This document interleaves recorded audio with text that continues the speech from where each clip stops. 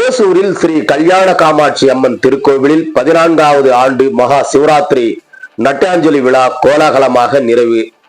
கிருஷ்ணகிரி மாவட்டம் ஓசூர் மாநகராட்சிக்குட்பட்ட பாரதிதாசன் நகரில் அமைந்துள்ள பிரசித்தி பெற்ற ஸ்ரீ கல்யாண காமாட்சி அம்மன் திருக்கோவிலில் மகா சிவராத்திரியை முன்னிட்டு நேற்று நடைபெற்ற ஓசூர் நாட்டியாஞ்சலி 2026 கலை விழா நேற்று இனிதே நிறைவடைந்தது.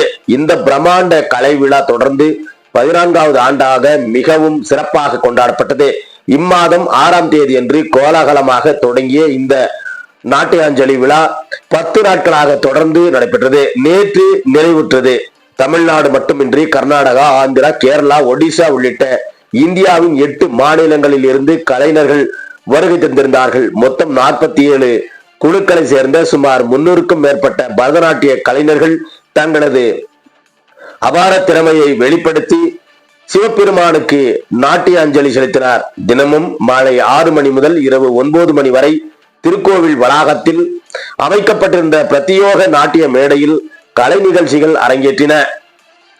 பக்தி பாடல்களுக்கு ஏற்ப கலைஞர்கள் ஆடி நேர்த்தியான பரதநாட்டியத்தை காண ஓசூர் மற்றும் அதன் சுற்றுவட்டார பகுதிகளில் இருந்து ஏராளமான பொதுமக்கள் மற்றும் பக்தர்கள் திரண்டு வந்து கண்டு ரசித்தனர் என்பதும் குறிப்பிடத்தக்கது.